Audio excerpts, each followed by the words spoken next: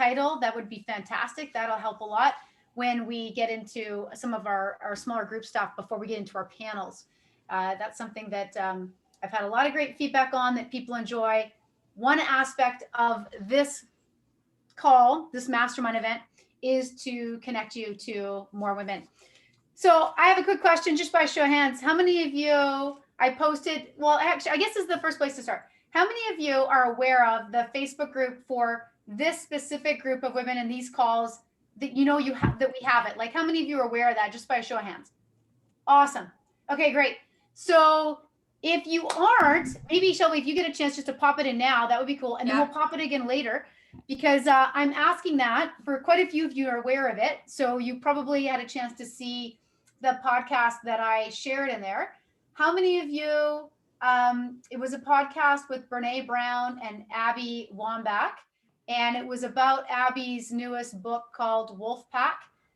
Anybody in here listened to the podcast or read the book? Just show hands if we have anybody in here that is on the call today. No. Okay, cool. Okay, no worries. So I'm just going to do a little plug.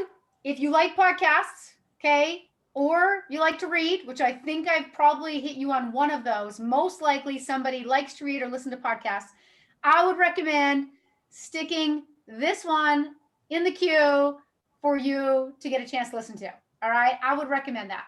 And what I'd like to do before we get into the panel is, we've had an opportunity to connect with each other in multiple different ways when we do these calls. And I thought this would be an interesting way to do it. So I'm going to give you just a little bit of a window into what this podcast and the book is about. And then I'm going to use one of the ideas she shares as an opportunity for us to be able to connect together today on the call, okay, before we get into things. So if you're not aware, right, Abby Wombach was one on the national soccer team, and was one of the greatest players, right, to ever play the game. And this book that she wrote really has a lot of, I mean, it has great leadership tips in it, but it's really powerful, I think, for all women, no matter what phase of your path professionally that you're in. And some of the things she talks about is that she says that women are typically taught that other women are their competition, and that they must battle for scarce feminine power, which can create that unfriendly form of competition, right, between women. And she has been playing with other women for years. She knows that they can be your wolf pack, that you can achieve bigger goals and overcome obstacles by working together. And some of the things she talks about is why women need to embrace failure and how gratitude can hold them back. Now, that sentence in itself is quite interesting, right? I think we probably all come up in ways in our business where we feel that gratitude is one of our biggest gifts, maybe the fact that we are grateful for opportunity and the life that we live. But she does give some ideas on how gratitude can sometimes hold us back from really pursuing our potential and getting what we want. And so one of the first ideas that she references in this book is, she talks about trailblazing women are less like Little Riding Hood and they're more like the big bad wolf. And so bear with me here as I give you this example, and then we'll get into this discussion. She says, society is always reminding us of the consequences of being disobedient, like in the story of Little Red Riding Hood. You know, she ignores instructions and goes into the woods where she encounters a big bad wolf. The moral is that rules exist for a reason, and we shouldn't be too curious about them. Well, I'm sure that you've probably all had a scenario at some point in your life, right, where you've tested the boundaries. Maybe you've questioned the rule that was given to you, right, to decide how you were going to do that. She talks about dating in school and society's, what there was expected of her, and not to kind of color outside of the lines, right? And on the topic of gratitude, she says, gratitude is good, but equality is better. We can be grateful for what we have, but we can also be in a position where we stand up for something even bigger. And I know we are all aware of the pay gap in many industries between men and women, really evident in professional sports. And she talks about when she was recognized on the ESPYs for her award. She was awarded the same day, on the stage, the exact same time as Kobe Bryant and Peyton Manning. And she said she had tremendous gratitude for the moment, but when she got off the stage, she realized that she was going to experience a much different life than her male counterparts, right? They had to decide what were they going to do with their life. She had to decide, how am I going to pay my mortgage, right? She wasn't leaving with this, financial windfall, and didn't want anyone following her to have that experience.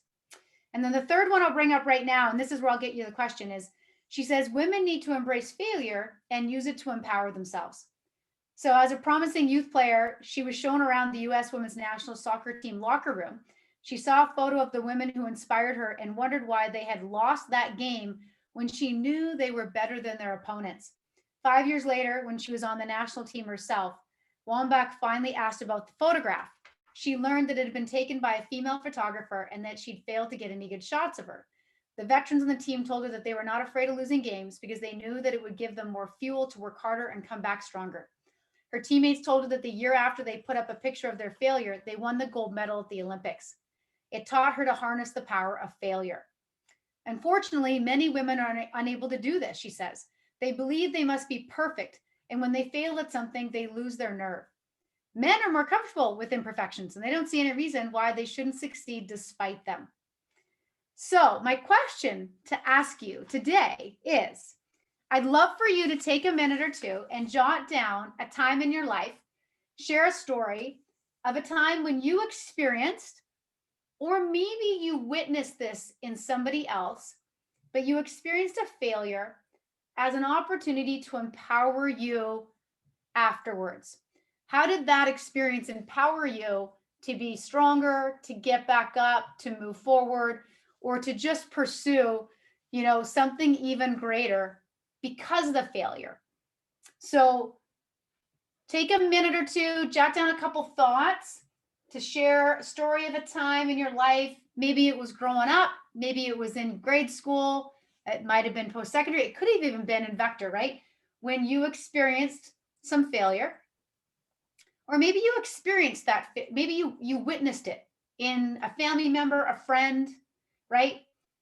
And that failure was used as an opportunity to empower you. All right, so I'm going to give you a minute, and then what we're going to do is we're going to put us into pairs. Pairs are twos or threes. We'll put us into, and we'll probably put us in pairs and get you to just take a minute or two to introduce yourself to your partner and to share your story.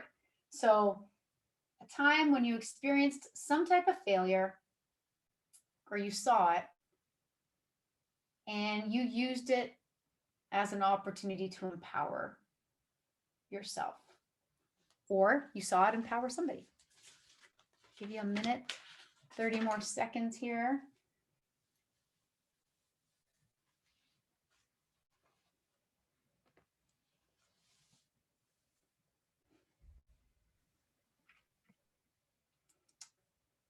All right, so some type of failure, lesson that you used to empower you, or you saw it in somebody else and they used that to empower themselves. All right, so this is what we're going to do is we'll go into, do you want to go into, Shelby, you want to go into pairs or threes? How did you want to do it? There's going to be like a couple groups with three, but most okay, cool. Pairs. Okay, sounds great. So what we'll do is we'll give you about 3 minutes, so a minute and a half each. So if you can introduce yourself first, obviously to your group or your partner, and then decide who's going to go first, and you can share the story and how you used it as an empowerment, or you saw that in somebody else, and then we'll have them share that back to you, and then we'll come back together. So when you see that blue button, hit the blue button.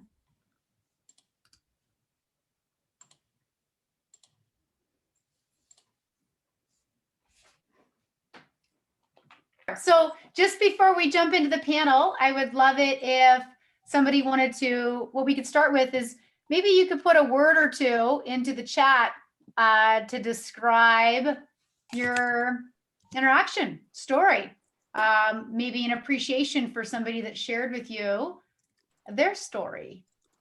And I know that a lot of times we could have done this like multiple pairs, and then you might have seen a trend, but that's great, Cristina. I love the transparency, the authentic share, right? Impressive, find the gift, trust the process. So that might be great for you to pop in here is, yeah, how did the failure empower either you or your partner? Maybe you can put that in here. Not get too high in the highs, using failures as a boost. That's interesting. Yeah. Determination of getting better. So, right. Giving yourself some grace, new opportunities, right? The bounce back stories. Claire, do you want to share? It sounds inspiring. I think we'd all love to hear a bounce back story. Do you think you could share for your partner? Would your partner mind you sharing her story? Sure, I could. Okay, great. Liz, Jasmine, that's cool with you? Okay, awesome. Jasmine spoke about how she wants to be a veterinarian, so she was in this competition, I believe, for vet teching. She won first place one summer, and then she got fifth place the next summer. So she was inspired to, like, not settle and to keep being her best, which was awesome. And Liz, I hope it's okay that I share this, but at one point, back in high school, she wasn't really doing too well, and she wasn't really sure what she wanted to do. And with all of those struggles, it was so inspiring to see her like find this place, and she ended up being like number one in her region and number four in the nation. And like she said that she wasn't able to finish high school for like a year because of personal stuff, and for her to go from that failure to being number one in her region and then number four in the nation, like that wow. Awesome. Awesome.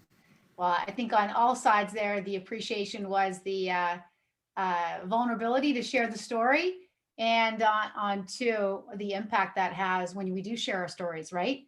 I think sometimes we may not share because, it is so close or to us, or we're not sure if it'll make a difference, but I think there's power in sharing stories for sure. So that's great. Right? In order to be great, you have to suck for a while. That's awesome. In order to be great, you got to suck for a while, right? Or you'll fail before you'll get better, but it's what you do with those failures. It's what makes you great. Yes. Failure turned into getting better. Don't focus on the failure, focus on the progress, right? Sometimes easier said than done, but when we have the hindsight of reflection and looking back on it, we know that's what helps us grow, right? And so using that to empower ourselves. Thanks a lot for partaking in that to everybody. So what I'm going to do now is I'm going to pass this over to Shelby, and Shelby is going to introduce, and she's going to lead our two panelists through some prepared questions. And I would recommend having a paper and pen, or maybe a spot on your digital notebook ready to go, because I know these ladies will have some great nuggets to share. So I'm going to pass this over to Shelby. Hi, everyone. It's great to be here with all of you today. And I just appreciate you taking the time out of your busy schedule to join Angie and me and the rest of the up and coming women leaders that we have in our business. I'll say this really quickly before we start introducing Cristina and Hailey, but I always find it so fascinating to see how many women are actually in our business, because sometimes it can feel like there's not many, especially if you're in a very male-dominated division. And this just goes to show there's a lot of women coming up through the ranks, and I'm just happy that everyone gets to see that and gets to see one another. So thank you for being here. So I have the privilege of introducing Cristina Fernandez and Miss Hailey Dollen. Christina's from the Eastern region and Hailey is from the Central region. And I've had the privilege of spending some extended time with both of these women, and you're all in for a treat. Angie said it already, but this is absolutely going to be a note-taking conversation. But along with that, I also want to encourage that everyone use the chat box. And what I mean by that is if you've got an additional question, maybe Cristina or Hailey share something that you want to dig a little bit deeper in, please put that in the chat. I'll do my best as I'm asking both ladies these questions to also monitor what questions are popping up in the chat. Something else to consider is anytime Cristina or Hailey share a nugget of wisdom, put that in the chat box. It not only makes Cristina and Hailey feel great, but it helps other people stay engaged. And it helps other people recognize certain light bulb moments that are going off around the group, and it just makes it more fun. So certainly use the chat box for questions, for comments, for light bulb moments, for nuggets, all that good stuff. And let's get started. So I'm going to first introduce Miss Cristina Fernandez. So Cristina started with Vector back in July of 2017 in the San Juan office. So here's a really funny anecdote. Hailey jumps on the call with us before this all starts, and she goes, "How's the weather where you guys are?" And Christina's like, "Well, I'm in Puerto Rico, so it's literally sunny all the time." And Hailey's like, "It's like -8 where I am in Iowa." So it's just cool to see that we've got women from all across the country joining us and learning, and we're learning from them too. So like I said, Cristina started in 2017 in the San Juan office. She is currently studying at the University of Puerto Rico. She's studying marketing there. Sounds like you found a good place to practice that skill. She had a 15K fast start. She went to Miami, built a customer base from zero when Hurricane Maria hit Puerto Rico. So she really felt like she didn't have much of an opportunity in Puerto Rico during that time, flew out to Miami and started from scratch. She was Dom that second summer in the East Jacksonville office. She had a 30K push while also being a Dom. Talk about amazing. She had 105K first summer as a branch, and she brought on 100 reps as a first-time branch manager. That is really an impressive number. Then her second summer, she came back with a vengeance. Her second summer, she finished over $300,000, and she was ranked number 5 in the nation. She set over 2,000 PRs as an office this summer and launched over 250 people. Talk about production. She then decided that, the business that she had built over the summer as a branch was thriving and she couldn't leave it. And so she actually opened up her district office this fall by staying in her branch territory and also managing her senior year of college. So she is still in college and running a district office. She also earned P Banquet, her first fall campaign. She just recently was awarded the Sir Lancelot Leadership Award in the Eastern region. And she loves to travel, and Vector has made that very easy for her. She has hit Jamaica, Cancun, and Madrid, and Australia.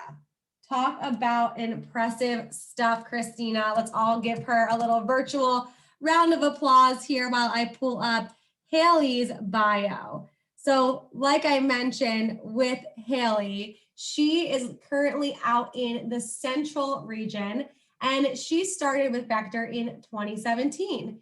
She was a sales manager for the Des Moines, Iowa office after graduating college, and then she opened up as a district manager in Cedar Falls, Iowa. She was the #1 new DM in her region. She then took a leap of faith and moved to Omaha, Nebraska in March of 2020, just as the world was getting a little bit crazy. She was the #1 rookie DM in her region, and then the #1 DM for new business in campaign 2 for the Central region, and the #5 rookie in the nation. Talk about production. Here's some fun facts about Hailey. I love that you included fun facts in your bio. This is pretty cool. We're going to have Cristina share some of her fun facts too. But a fun fact about Hailey is she's a triplet. Wow. God bless your mother. She loves to be outside running, hiking, hunting, skiing, and she has maybe an unhealthy obsession with dogs. Me too. We can talk about that later though. So as you can see, we have 2 very dynamic women with us today. We've got 2 women that come from very different parts of the country, but have found Vector as their platform for success and a trajectory that I hope many of you can aspire to be on one day. So the first question that we're going to start off with, and by the way, everyone that's watching, some of these questions are going to sound really familiar from our last interview, but what's great is that we've got 2 different panelists, meaning that we're going to have many different answers here. So Cristina, let's kick it off here. Describe your leadership style to everyone. What makes you a leader? How do you show up every day? Hi, everyone. I'm so excited to be speaking today. I actually had some things drafted out for what I thought my leadership style was, but before I jumped on the call, I actually asked my TLA class. I'm like, what do you guys think about my leadership style? So I'm going to just be sharing some common themes that they described of how I was as a leader. And the first thing that everyone said is I'm a very energetic leader and passionate person. I'm always 100% in with my people, very committed and very driven. Something that they all mentioned as well is that I'm very soft and comprehensive on people, but very hard on numbers and numbers oriented, as you may have noticed already. I'm also very action driven, so I'll focus more on what's going on, but be, again, softer on people. And I'm a very honest leader, very transparent. If I was the one who messed up, I'm the first to take the blame and put responsibility on me, if that's the case. And just being very honest, they all find a friend in me, but I'm that type of friend that they don't necessarily want to piss off because I'm very clear on expectations. But I do see that they see me as a friend and as an open space. So I guess that's how I drive, through connections and clear expectations.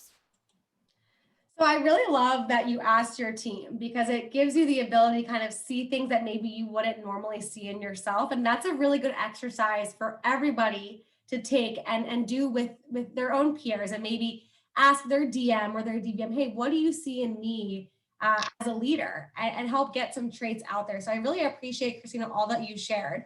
I've got a couple of questions that I want to ask you here to dig a little bit deeper. So you mentioned, you are soft on people, but you're hard on the numbers and the actions, and that, you're a very honest person. You're a great friend, but you also are the kind of person that your team knows, like, hey, don't cross, because I really hold you accountable. I have high expectations. Were you always that way, or have you developed that skill set over time? So I think from the start, I've always been very, very tough on numbers and results.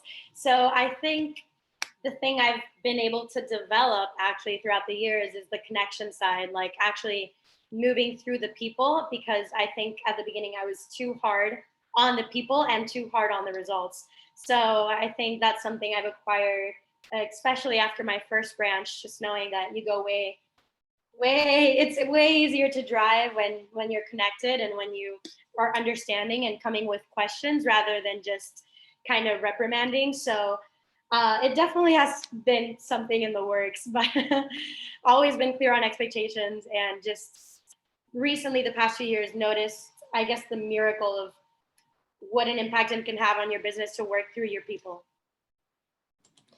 Yeah, I call that leading with love. And there's an aspect of love that means like you're going to do everything in your power to help them become successful. And that means those tough conversations.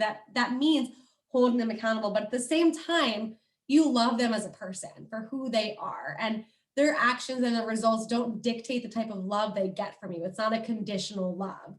I really appreciate that you shared that. Kaylee asked a question here in the chat. What are your expectations for your reps and staff? Can you touch briefly on what those might be, and like how do you actually present them to your team in a way where they know that you're going to hold them accountable to that? Yeah, so at the start of every campaign, I'm very clear on the expectations, and I'm always focusing on campaign expectations, but also weekly and monthly expectations for them. So at least my staff right now, we're working on refining PDI, so they know that there's other things that they need to do campaign-wise. So like every single week they need to set their PRs, and they need to move their teams because they're team captains, and they know that they need to be showing up, going to every team meeting, leading by example. But also on the micro level, they know that these 2 weeks we're focusing more on refining our PDI.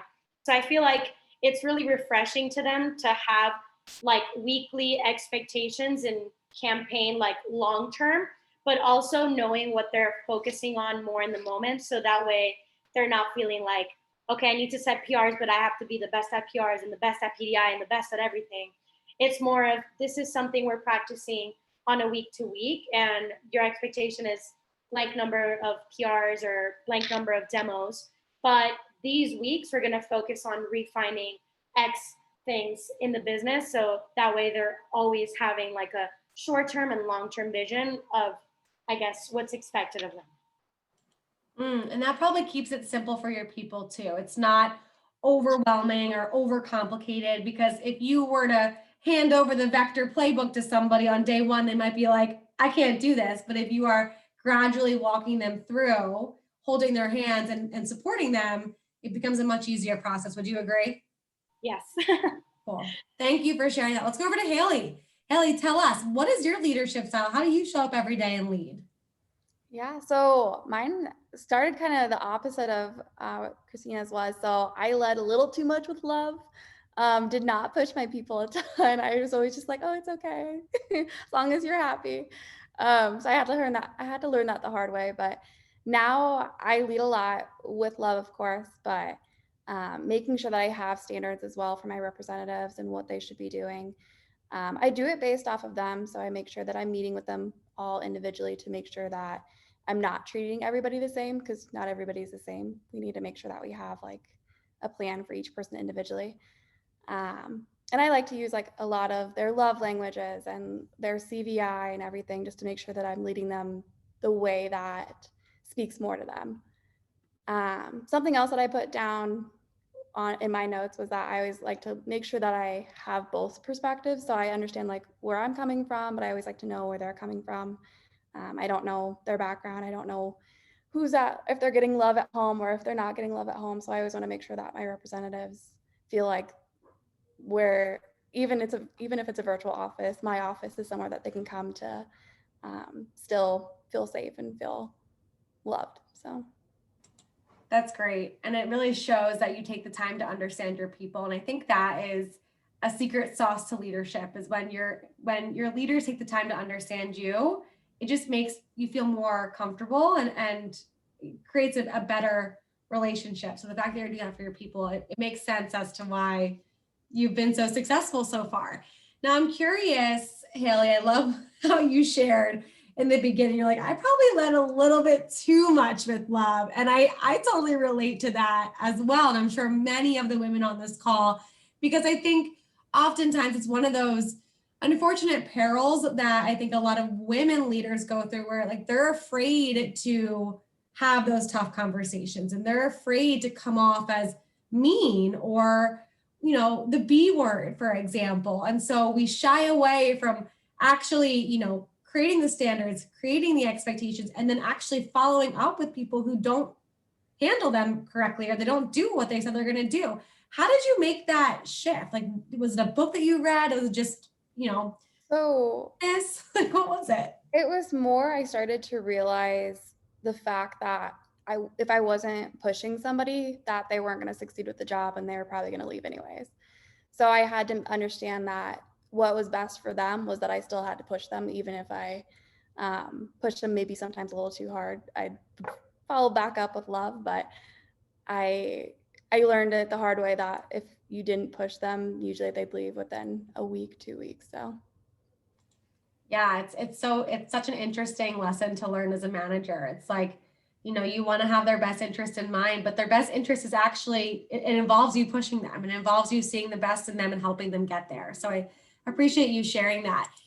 Hailey, there's a question here in the chat box I think will be a really good question for you specifically. And Lexi Mitchell asks it. How do you help reps and staff work through difficult parts of life and deal with stress or mental health issues without destroying expectations? That's a good question. So I originally went to school because I wanted to become a psychiatric nurse practitioner. So I wanted to work a lot with like mental health. So that was something that I struggled with too a little bit. My first summer, I was trying too hard to be a therapist. And so I finally figured out too that I can't help everybody with their mental life, that I could give them ideas of what to do with it, go find a therapist that is licensed or something like that. And so if it gets to the point where it's like, I know I can't help them, then I tell them, okay, I'm sorry, I can't help you. I'm here to help you with the job. I do want to help you grow in life, but I can't help you with that aspect. So making sure that they understand that you're not just their therapist, you're their manager. Yeah, that's a really good point to make. And I think there's a line to walk on there when it comes to helping your reps, grow and also deal with the real life issues. I love that you said, I know when it's time to just share with someone, hey, have you thought about getting a therapist? So I appreciate you bringing that up. Thank you, Hailey. All right, let's move on to the next question here. Cristina, how do you set weekly, monthly, and campaign goals? And how do you hold yourself accountable to hitting those goals? Yeah, so basically I have 3 resources that help me with just planning and keeping myself accountable. The first one, and it's the biggest one, if you still don't have a passion planner, like buy one like right after this call. But basically just having an hourly planner is key. And this planner also gives me the opportunity to scale it and kind of focus on what's important every single day and what's the focus, or how we call it in the Eastern region, just the big 3 for the day. That's my main focus every single day. Like, what's the big 3? Like 3 things that I can't go to sleep without doing, most important things. And these big 3, I think what's important is it's always focused on outcome, not necessarily action. So it's not, okay, I need to set PRs. That's my big 3 for the day. It's like, okay, I need to set 5 PRs. So put a number to it as much as you can, make it an outcome, because that's going to help you not procrastinate as much. Because it's not like, if you just say, okay, my objective is let's set PRs, like if you don't have a set amount, you just set one and you're happy because you set PRs, which is different. So focusing on the outcome helps me a lot with that. Another thing is, I'll actually have it somewhere, but it's called a goal crazy planner. And that's focused more on the daily. So something I really wanted to focus on, especially coming into my second summer, was working on habits and just digesting the day and morning and afternoon. So it divides the day up. One page is the morning, one page is like night, I guess. So in the morning, you put down, especially like your big 3, what you're grateful for, what times you're doing this, like what would be good to do today. But if it doesn't happen, it's not the end of the world. And so it really helps you put the focus of what's important, what's not urgent, what is urgent. And it just helps me with my morning routine as well. So Amazon, completely recommend that Goal Crazy planner. And the other one is just Google Calendar. Something for iPhones that I completely love is how amazing Google Calendar is. So I have it in my widget. It's the first thing there. So apart from having a reminder 10 minutes before of everything I need to do, it's just right there in my face. So I really can't forget. So I put down like sending PRs and my phone reminds me, my planner reminds me. It's literally in my front screen for when I want to just go into TikTok. My calendar is right there in my face, like judging me. So basically, that's what I do on a weekly and monthly basis. And just for campaigns, a lot of Excel sheets. And I also have the privilege that Jeff Gamboa, my division manager, is heavy numbers oriented as well. So he has a lot of spreadsheets to help me just plug in and know how many PRs I have to set a week, like how many recruits I have to have, how many SMRAs I need to have. So just on a campaign level, having every single number daily and weekly on how you need to be impacting your business. So that way you're not going into the week or finishing the week off feeling like I did a lot of things. But if you don't have the numbers on what you need to be pacing for your goal, that's a better objective way to view your campaign and view your weeks or view your months. So I don't know if I answered the question, but that's— You did. You gave some really practical advice. And literally, Cristina, as you were talking about your calendar, I turned it into a widget so that I could do the same thing that you're doing. So thank you for the immediate actionable step here. Now, I really loved what you talked about, knowing your numbers. And I think, and listen, a lot of you listening in, you're brand new managers. Like, you haven't even opened up your office yet. And so you might be thinking, well, I don't even know what numbers to go off of. Your DVM does. And so it's really in your best interest to follow the numbers and the plan that your DVM is helping you make. And then as you go throughout the summer, like getting to understand what numbers matter and what numbers don't. And then focusing your energy and attention on the numbers that actually move the lever forward. right? And Cristina is a great example of doing that. Hailey, let's talk to you. How do you set weekly, monthly, and campaign goals, and how do you hold yourself accountable to those goals? Yeah, so probably one of the biggest things that I use is going through quantum reports and going through different reports on Vector Live. I love looking back at like what past offices did, how they did it, because that gives me a better idea of, okay, so if somebody did it like this, I can probably also do it like that. So usually what I do is I go through like all the past year's Silver Cup winners and I make my spreadsheet, and then I go through their quantum report, and then I go through their cycle report just to see how many fire number they set, how many, like what their show to interview was, what their show to training was. I'm a huge like numbers nerd, so I love going through those. And usually, so this last year, I started earlier with my planning. So I started like in November planning out what my goal was going to be for 2021. And then I broke that down based on campaign. And then I break it down based on month and then by week. And then I start to figure it out from like, how much fire number do I need to set? How much do I need to do this week? Or new business, what should I do for this week? And then when it comes to like a week to week basis, I have my projections each week that I sit down with my staff and go through what our projections are for each week, what we expect everybody on the team, what their must, should, could be, how many demos they should do to be able to hit that. And then I usually will walk them through that, or our reps through that during a PC with them, or I'll have their coach work with them during that PC to talk about, okay, here's what we think you could do this week. What are your thoughts with that? Here's how many demos you need to do. And it just kind of keeps breaking down. And then a big thing with it too is I make sure that I have my goals. I have it on my homepage of my computer. So every morning when I open up my laptop, I see what my yearly goal is, how that breaks down by campaign, what my standards are then for what we need to get our office to that week in sales, fire number, so on and so forth. So that's how I set my goals. And then how I keep myself accountable. I really, if you guys can't tell, I'm really big on people. So I want to make sure that I'm showing up daily for my reps and just leading by example with what self-discipline looks like for them. So if I'm not showing up daily, then they're probably not going to be succeeding either. So that's a big thing of mine. I also journaled a lot this last year. And so I was able to, at the beginning of this year, look back, or I journaled a lot in 2019. So in 2020, when I looked back at my 2019 journal, I was able to see, okay, well, this is where I didn't do well. So maybe I should focus on this more this year. So yeah, that's hopefully. There's a lot of gold there, Hailey. I really appreciate all that you're sharing. I think it's really cool how you have intentionally looked at past Silver Cup winners.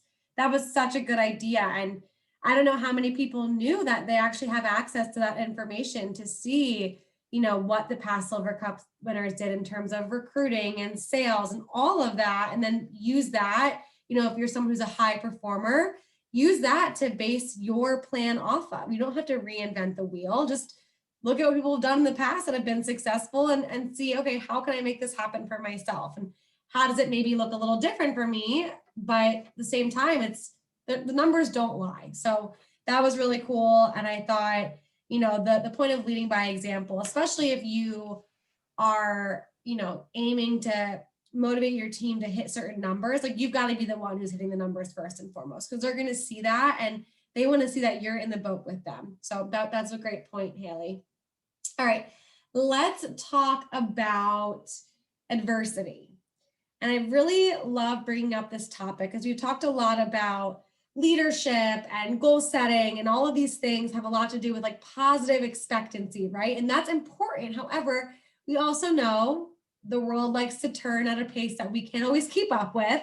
And sometimes adversity happens, whether it's internal adversity or external adversity. And we've all been through it, especially in 2020.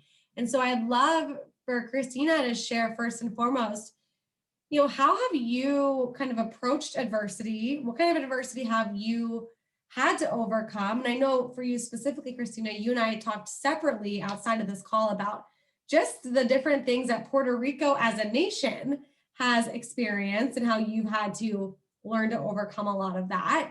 But yeah, share about how you have been able to navigate through adversity, and how has all of that experience made you stronger?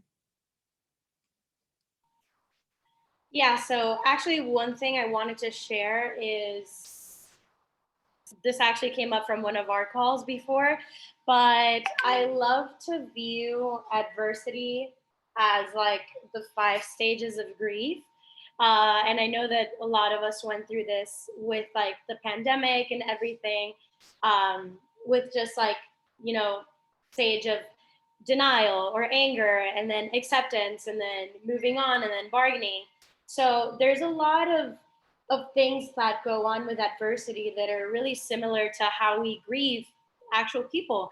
So in terms of like the steps. So I always like to view it that way, especially after we had that conversation. Once the pandemic hit, I was like in denial of not wanting to have like a virtual office at all. I knew that my strength, or I thought that my strength was like limited to being in front of people. So that was something that really helped me navigate and I guess view adversity in a different way, that it's always going to shake you up. So it's not always about running to find the solution or the bright side immediately, because there's a natural process that goes on with adversity that I feel like it's expected of us to just see the bright side immediately, when that's not very human of us. You have to feel things. So whenever I'm hit with adversity, I see it like that. Like, how can I get myself through that process as quickly as possible while still honoring my feelings and honoring them, that I'm a human, and just honoring the person I am, and just being able to lead with that, and hold that space for my people as well whenever we're being faced with a situation. So in terms of an example, I actually wrote down 2 quick ones. I remember in SC2, we were hit with like the last 3 days, we were ahead as an office for SC2 every single day of the competition. Since day one, we were ahead. But the last 3 days, I think, of before SC2, we got hit by like a hurricane or whatever. And literally the last 3 days, no one of my reps had electricity. Like, we did not have anything. We were 3 days like blackout. It was horrible. And then that first day, like the person that was right behind us, they were like, okay, this is our time. Like, now it's our time to beat her. And they actually did catch up. And I hold it to space for my reps to be pissed because we were ahead, and then it's like something completely out of our control shook us, and I let them have that moment of rage of like, oh, and kind of denial and bargaining of, oh, if this wouldn't have happened, like we would have gotten number 1. But at the end of the day, that's the thing, like there's still time, and this still can be like our revenge story to tell. And I kind of led with that. I was like, okay, we have a hurricane special today for every client. And I was like, imagine how amazing it would be that we're winning even with a hurricane. And my reps are doing demos like in the car, like they were charging their phone in the car and they were doing the demo on their phones. It was crazy. So I guess I empowered them to find the solution and to make it our story. And that's kind of how we handle adversity. But if I didn't recognize that there was going to be an initial stage of denial, bargaining, like pissed off, we wouldn't have been able to move to the creative aspect of actually dealing with it. So I feel like that's really important as leaders to hold that space. And something I also wanted to share that's not a pretty adversity story, but I feel like at the beginning I was inspired to share this as well, because one of the things that I was also managing this past summer was the unhealthy relationship I had with competition. And I actually remember having calls with Shelby. I remember having people that were my running mates, like people I had trained to branch with, like even friends. And when it came to come to like the actual competing part of it, and when it started the actual summer grind, I had this unhealthy relationship with competition. Like, I didn't even want to be their friends. I'm like, you're not my friend, you're my competition, and you're beating me. So you're not my friend either way. Like, and I remember just like having this unhealthy obsession with being the best, and especially with like the female leaders in my Eastern region, I was like, no, like I want to be the female leader that goes on top. Like I don't care if like anyone else beats me, but no other girl is beating me. And I share this openly now because it's been like a story that I tell my staff to empower them as well, to not have this during the summer. And I feel like this isn't something talked about at all in Vector, or I have never heard of it. So just basically noticing, and one of, like, I hear a lot of podcasts, and there was one podcast that was like boom for me, that it's like it was almost as if there was a scarcity of awesomeness in my mind. Like if I wasn't the only awesome person, like I don't want it. And basically that fueled my unhealthy relationship with competition. And I was able to break through right before like June ended, which led me to increase in sales like crazy, because I was driving my team based on our goals, our mission, not based on beating whoever was on top of us, because it wasn't fun anymore. It was like, it wasn't even fun for the team. It was more of, I wanted to win. I wanted to get on top, and not for what we wanted, what we were building. So just being honest, I had a team meeting with like 40, 50 people. And I was like, hey, I was a jackass. Like I was open and transparent with them of what I was struggling with as a leader, and how I was not feeling my team the right way. And just, again, holding that space for them to acknowledge what was going on and letting them know the direction we were heading. And I let them keep me accountable for if I was going competitive like crazy in terms of comparing ourselves with other offices. Like I gave them permission to call me out, because it wasn't about anyone else around us. It was about me. And I remember that was a difficult team meeting. I was holding back tears, but that's the type of thing you need to do when it comes to adversity. You need to be human, and you need to honor how you're feeling, and go through that process so that you can take your people through that process as well. Thank you. Thank you for sharing that, Cristina. And thanks for being really vulnerable with that second story you share with us. I'm sure you're not the only one who has gone through that. I know I personally have gone through that. And I think, I often will say there's this weird thing that happens where it's like women want women to be in the boardroom. But when the woman finally gets to the boardroom, she wants to be the only one in the boardroom, only woman in the boardroom. It's like a very weird, and it doesn't happen for everybody, but it's a very weird feeling of like, I want other women to succeed around me, but I want to be number one. Like, great for other women to succeed, but they can't beat me. I don't care about the other guys, but like if the other woman beats me, she's no longer my friend. And that is a scarcity mindset, just like you're suggesting, Cristina. And you even saw how it manifested in the way that you took action and the way that you showed up, and how you were constantly looking at this other person. And if you all think physically, if you're running a race and your eyes are on the other person and not on the finish line in front of you, what's more likely to happen? You trip, you fall, you make a mistake. And so I really appreciate you sharing that, Cristina. I think that was really powerful. Hailey, let's go over to you. Let's talk about adversity in your life. How have you been able to overcome adversity, and what might be a story of adversity in your life that you've been able to overcome, and how have you become stronger because of it? Yeah, so with this question, and you kind of already mentioned it earlier, but I think probably the biggest adversity that I faced this last year was moving territories the very first month of a pandemic, which I think a lot of people had similar adversities, just because we all were going through the pandemic together, and just having that mental battle of like, oh, wanting to be around people and wanting to have the old Vector and so on and so forth. It definitely, I remember feeling very lonely when I first moved to my new territory, because I was living by myself, pandemic, you couldn't see anybody. And I didn't have a staff at the time. So it was like, I was just trying to build my staff up. So a lot of what Cristina said was I had to learn that I needed to feel my feelings. It was okay to feel feelings. I learned last year that I had not really felt feelings for a long time. So it was like good to just sit back and work through those feelings, just to be able to come out on the other end and realize, okay, I'm still here. I'm still good. Keep trucking.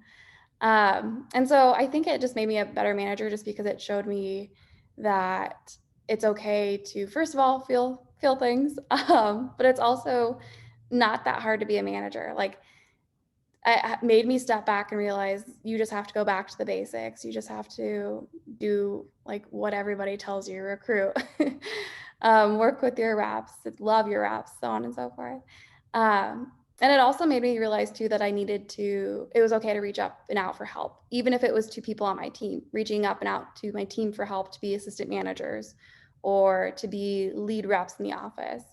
Because it was my first office, I had maybe one assistant manager, barely. I usually did everything in the office. And then this last summer, I ended the summer with 7 assistant managers, and it was an awesome feeling to be able to have people who were helping me, that I was able to also help them and teach them how to lead. So I don't know if that answers it. Or it was, well, let me ask this question. How do you feel now looking back at how you were able to overcome all of those feelings of fear and what did I get myself into and why did I give up this territory and why am I out here? Like, looking back on that now to see that you've been able to build something so beautiful in the last 8 months in an entirely new territory, how do you view yourself now as a leader? I am much more confident in myself. I know whatever happens, wherever I go, I know that I will find the way to succeed and succeed in my own way. It's not going to be succeeding in what other people think. That was something I had to learn as well, was don't compare myself to others. That's a really good point. Can you elaborate more on that comparison-itis maybe that you've gone through and how did you overcome that?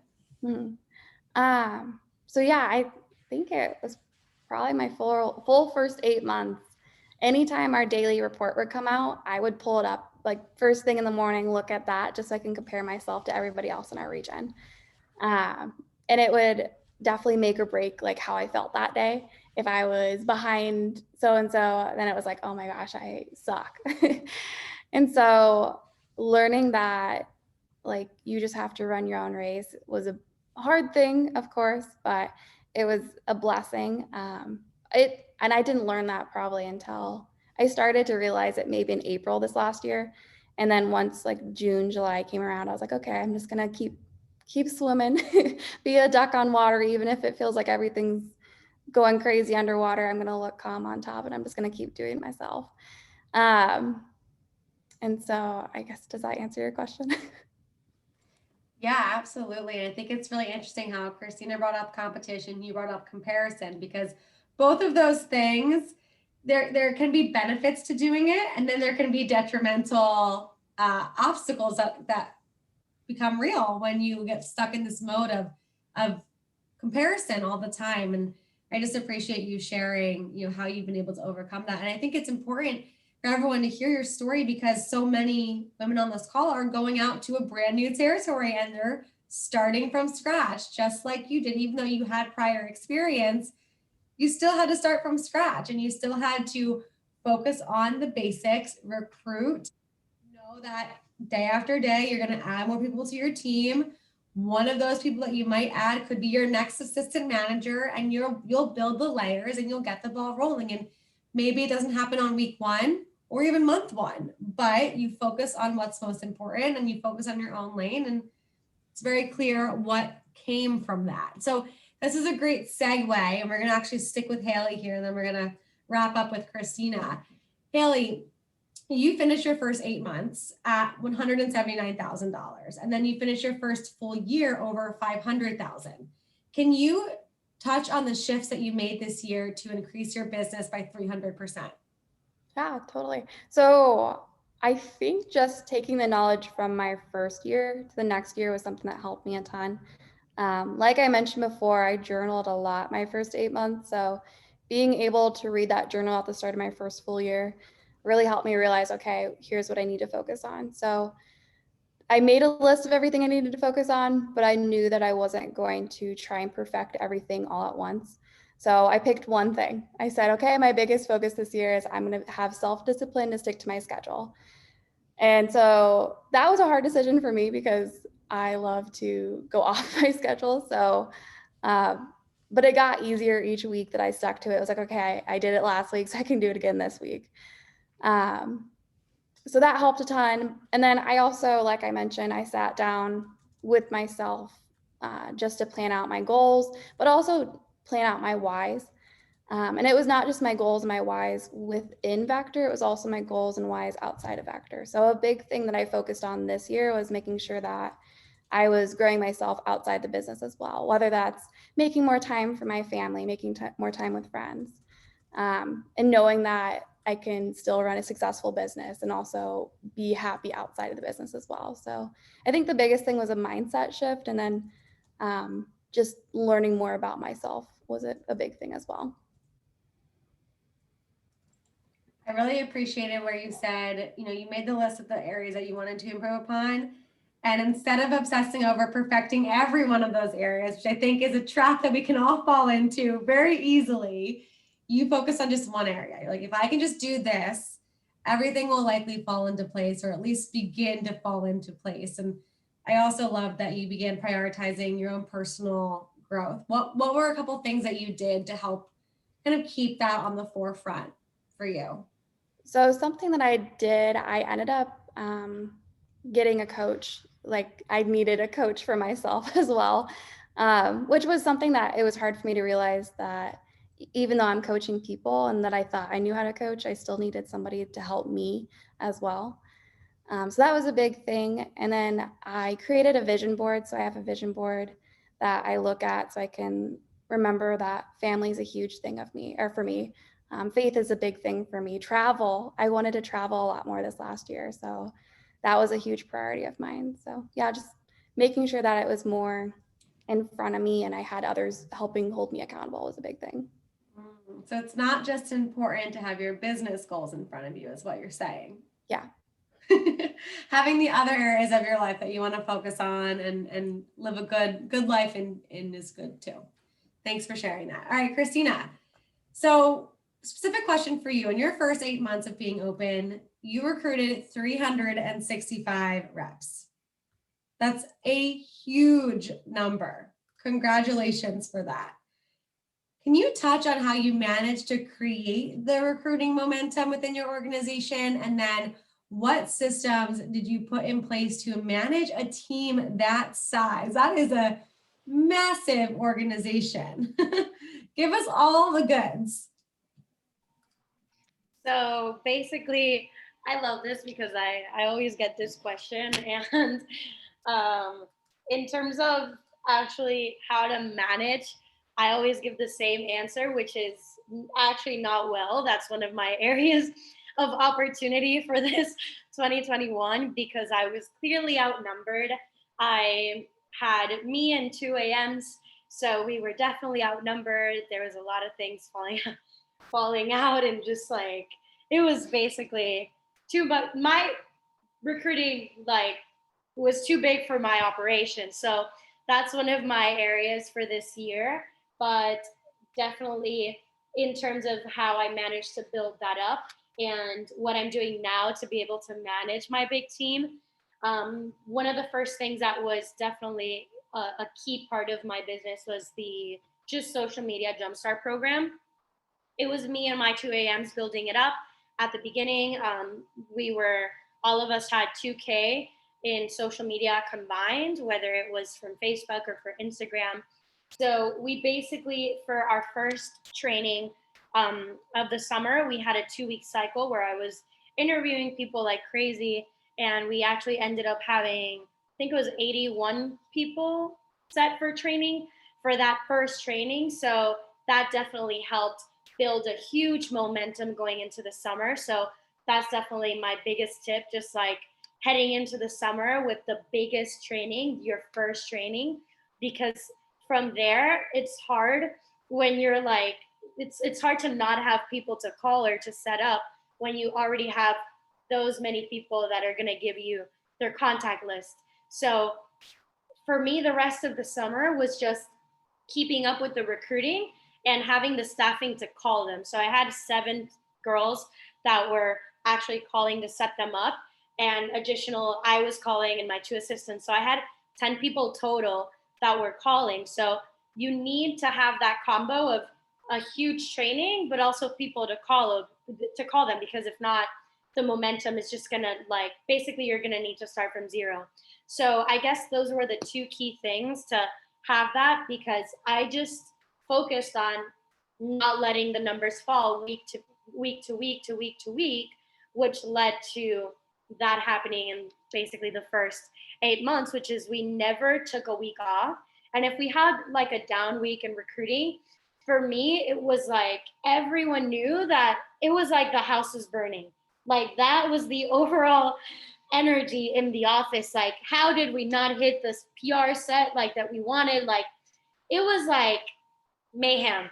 And that was because I was so hard on numbers, but it was because I knew that even if it was just 1 week where we fell short, it would take us like a month to recover from that week that we basically just got too comfortable with recruiting. So that's basically how we developed. Is apart from I'm all for empowering people and delegating, but I will not delegate my recruiting to someone that does not have good numbers.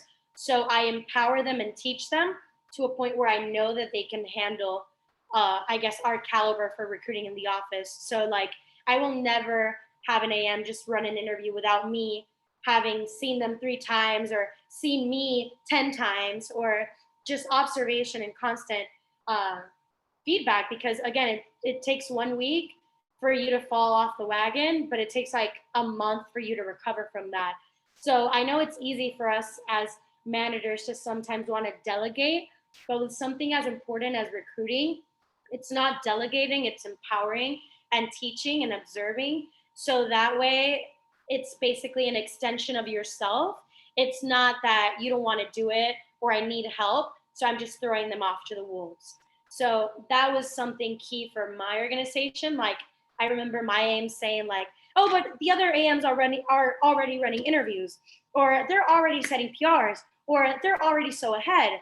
And it was like, again, run your own race, because they might be doing that, but look at how the office numbers are getting affected. Like, I frankly don't care. Like, we're doing things the right way. And that takes a lot, because it's a lot of them having to compare as well. But you knowing that if they trust you and they have that open space, saying, hey, this is what's best, and them actually going with it. So, and the second thing with, as far as systems for this next year to handle the big recruiting that we always have, is exactly that, like focusing on having a big staff, but I'm not just getting people into staff to get people in the staff.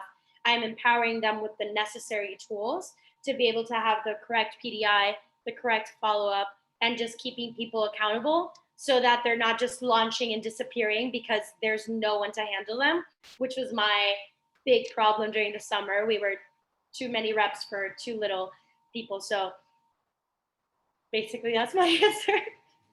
There's a lot of gold in there, and it's you are a recruiter, Cristina. Like that's your thing. Like, it's really amazing to see the way that you approach your recruiting and the seriousness that you take from the perspective of like the top of your funnel. And that is, the face of your business are the people who are running the interviews, the PR callers, the social media jump starters, because that's where everyone makes a decision. Am I going to even show up for this interview, is based upon the call that they get or the social media message that they get. So it's very clear how much you emphasize the importance of that. And I really appreciated what you had to say about delegation is not just shoving all the stuff that you don't want to do onto somebody else, but instead it's empowering others to learn the systems and the processes by watching you do it. And then you'll continue to do it alongside of them. And so that's a really good point, just about delegation in general. It's not just about tossing things off of your plate, but it's about making sure that people really know what they're doing. So ladies, you both gave so many good pieces of advice and just insights and thoughts throughout this time here. We do have some questions in the chat box. Angie, did you want to come in and kind of take over from here? Did you want me to do some of the questions that were in the chat box? I think it'd be great to give some opportunity for some Q&A. And then I just have one of the I wanted to just emphasize one of the ideas from what we started with before we wrapped up. So yeah. Cool. Okay, awesome. So Lexi Mitchell put in the chat, what habits have the biggest impact on your success and personal wellness? So either one of you, whoever wants to jump in here, what habits have the biggest impact on your success and personal wellness? Yeah, so I actually can chime in because I cannot stress enough like the difference it made on my business to be able to get my habits in check, like one summer to the next. It was game changer, especially when it comes to meal prepping and just actually carving out the time to work out, even if it's just a few minutes, a couple times a week, because I was one that was always running on an empty gas, basically. Like I was trying to be a superwoman, and that does not make any sense. So basically, just like exercise, meditation, and journaling. Those are my big three for being a functioning human being when like everything gets so busy and so crowded during the summer. And just not only that, but like you can tell like, and I always say this to my branches that are going out, like sometimes managers focus a lot on being experts on the little things that don't really matter. But most of the times you just need the energy to wake up and show up, and you'll figure out whatever you don't know either way, because you're on top of your game, because you're alert, because you're taking care of yourself. We're all smart enough to figure it out, whatever it is we're missing. But when we're not well, we're not fit, we're not sharp, we're not thinking, you will fail even on the things that you know how to do. And like that has been what has steered me every single way from like after my first summer, because I failed so greatly with that on my first summer. So yes, that's like We've all had those days where we were just too tired to really show up, and it's so true. Hailey, do you want to add anything to that question? Mine's kind of similar too. So I did not eat much my first summer, did not sleep much, did not work out, did not treat myself well whatsoever. And so this past year, I focused a lot more on having a routine. So I don't do necessarily morning routine. My routine's always in the evening, but it's working out, doing affirmations, journaling, and meditation is a big thing of mine. So just being able to kind of sit with myself and really see where I'm at, kind of do a systems check of like, okay, how am I feeling today? Like, how did today go? What can I do tomorrow to improve maybe a different area that I didn't do as well in? So just taking the time at the end of the day to see what I can work on for tomorrow. And then usually I always end at looking at my schedule for tomorrow just to make sure I know exactly what I need to be doing that the next day. The systems check is key, for sure. I really appreciate that. All right. Anybody have any other questions? I see Kaylee, she's a BM.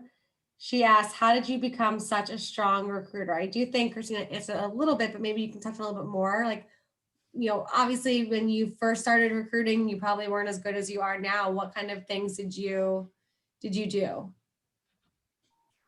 So I was actually the worst recruiter, which is really funny. Like when I was a Dom, like no one showed up to training from my interviews. I don't know what I was doing.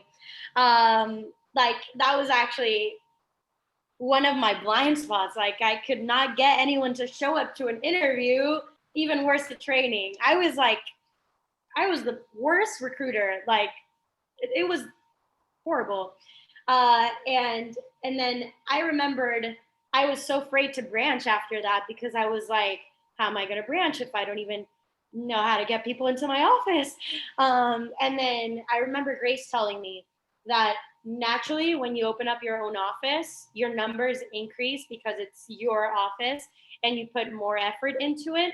And I feel like I got that wired into my brain, and I started thinking like, okay, that means I need to show up a different way, and I need to start treating it a different way when it's my office. But why wait for when it's my office? I want to see that increase now. So I started showing up and like treating it like if I was already a branch, and just having as many coaching calls as possible. Like I basically forced my managers to listen to me, and I was like, okay, give me the goods. Like, tell me what I need to do. Like, I was the biggest nerd with my development, and basically forcing my managers to watch me, observe me, critique me, and give me the hard part, which was what I wanted to hear. I was like, what do I need to get better at? What am I not seeing? So I was always looking to get better. And then I guess they say like focus on what makes you most insecure. I took that to heart. So I took my worst asset as like a manager and turned it into my strength, just because of the energy and time I poured into it. So now that's just my backbone. Like that's just, I don't know any other way to do it. So, and that just shows to anything. Like I feel like we label ourselves, oh, I'm just not good at this or I'm not good at that. But if you just take the time out to make that what you're focusing on, from here to the next summer, to this next campaign, to even next week, that thing that was making you insecure can actually be your strength. So there's my TED talk, I guess, for recruiting. All about asking for feedback. I really, that's totally a great piece of advice. Hailey, did you want to add anything before we hand it back over to Angie? I guess the biggest thing is just making sure that you have standards for yourself as well as standards for your staff. That's the biggest thing that has probably really helped me with recruiting this past year, is just having the standards and then making sure that you're holding people accountable to it as well as yourself. That's an important part, because if you're not holding yourself accountable, then it's hard to hold others accountable. That's for sure. Angie, let's go over to you. Thank you both, Cristina and Hailey, so much for sharing and spending time with us this evening. I hope, or this afternoon, I hope everyone gained a ton of value. Angie, do you want to take it away? Sure. Sounds great. Super. Well, thank you not only to our two panelists, but also to Shelby for the prep and all the work put into preparing questions and leading that panel. It was great. So this is what I want to leave you with. This is big idea number 4 out of the podcast and out of the book. Okay. Women need to celebrate each other both on and off the playing field. So the most exciting moments in a soccer game, for those of you that are, familiar, play it or watch it, come when the goal's scored. And Abby has been responsible for many of those goals during her career. She's also known for pointing to her teammates after scoring a goal. So I don't watch a ton of soccer, but I do know when I think about this, I see that a lot, right? Somebody scores and immediately you notice them pointing to all these other people in the field.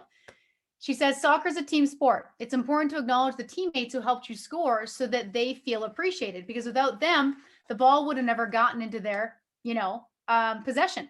You can't do without them. And when the team celebrates together, they celebrate their teammates more than themselves. So as well as in life, it's important to celebrate each other and our achievements. In the workplace, it's common, they say in this book, to compliment other workers. However, sometimes women find it difficult to praise each other's accomplishments because they've been told somewhere along the line that female power is a scarce resource and they must compete with each other for a limited resource. So Abby believes that female power, happiness, and achievement are not zero-sum games. That is to say that the more one person has, the less another person will have. Instead of thinking about it this way, we should be thinking about how women can empower each other so that everyone's power increases. Once we realize that it's okay for everyone to be successful and that no one will take away our success, we can work together with others to build a better table of success. So this is my question to all of you. I'd love to see you put in the chat. What can we do as an organization, not whether it's regional, national, office, divisional, however you want to look at it? What can we do as an organization to celebrate each other more and more often? What do you think can be done, whether it's within your team, your district, your division, your region, and the company at large? What can we do to celebrate women each other as women more and more often.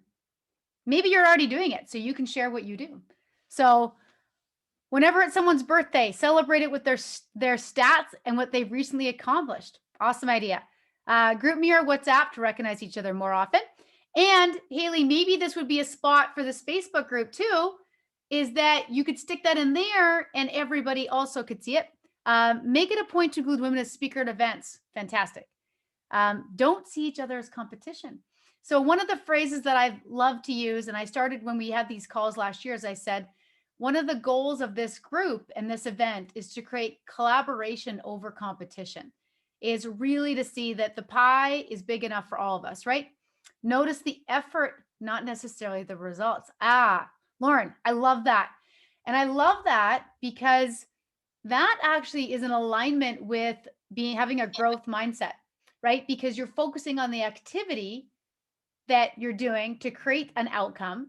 And when we focus on what that activity is, many times that's what gets repeated, or we can look to that as a something to take, that we can use, right? More transparency with our leadership, having that visibility for others to witness. And so, Caitlin, do you mean as in leadership in certain areas, showcasing and celebrating more women, or do you mean maybe having more women in positions? And is that maybe what you're getting at? If you want to, don't mind sharing with me what you mean by that, that'd be great. Yeah, I'd say a little bit of both. Kind of going off of Lexi's comment about having more women as speakers at events. Fantastic. Awesome. When you have a female assistant manager, paint a picture for them that they can help other young women because of their position. Great. What we see, we become, right? Embracing each other's strengths and keeping each other accountable. I think that's fantastic. There's always, I don't think anybody here on the call has a hard time finding what's wrong, right? Somebody said to you, hey, I'd love you to give an update. Isn't it easy for us to find out all the things that aren't going well versus us recognizing all the things that are going well? What if we had to shift and we had to hold each other accountable to point out something on a weekly basis that's a win, on a daily basis that was a win, right? And recognizing that in each other, right? Embracing each other's strength. Yeah, exemplify women leaders inside and outside our business to new women, reps, managers, help see them as their potential. Fantastic. So using that as an example, right, is what you might be saying. So the name of, you're asking what the name of the podcast is. So in the Facebook group, I put the link and it's on, it's under Brene Brown's Dare to Lead podcast. And it's Brene with Abby Wombach on the new rules of leadership. So it is in that Facebook group. If you join that, I got the link in there and you can grab it from there. And it's a great read. And you can take the tips out of it, the big ideas, and you can use that, for a wrap up, for key staff, because the tips apply to everybody. I mean, yes, they are specific to women, but that definitely you can use those in a lot of different ways. So I want to leave you with that. And I want to leave you with that question to say, I would ask you to, one, join the Facebook group, and you can start a groundswell anywhere, right? So you know that you're a leader of your own organization, and if you're not right now, you will be, right, in this summer, but you can lead without any title. So the more that we start recognizing other women publicly, privately, but really noticing those strengths and appreciating women, each other, the more women, that will be a reciprocal behavior, right? And we start to change maybe that feeling of, oh, it's scarce and there's not a lot of room at the top, and I don't know if I should do that. And we get in this competitive arena, right? But if we can start celebrating each other locally in the Facebook group, if you can start recognizing your peers, the sales report comes out, can you recognize? And I understand that that's a stat, but if you know anything about that individual, you could comment on, the activity, that they're doing to create the results that they're getting. And we would love to see more of that. So if we could take that with us as we wrap up this call, is how do we share more and celebrate more and more often of each other? I think that would also create such a great positive groundswell as well, and continue to build this community. So yes. So do you want to put the link one more time, Shelby, in there? And then you guys can just grab it right here. So the Facebook page is called Vector Executive Women's Mastermind. and you can ask to join. And then there's a couple questions, and there it is. And we can invite you into the group. All right. Fantastic. Super. Well, I think we're all heading into an 8-day vector week. I think that's the case coming up. I think that it's President's Day in the US next Monday, and it's called Family Day in Canada next Monday. So we are all heading into an 8-day week, and we have a Valentine's. So celebrate with first acknowledging yourself. I hope you have planned some really great self-care and celebration, and showing yourself some love this weekend, and for those around you as well. And we look forward to connecting in March, and we'll post all the info in the Facebook group, and it'll be sent out via text as well. So thanks so much, ladies. Bye, everyone.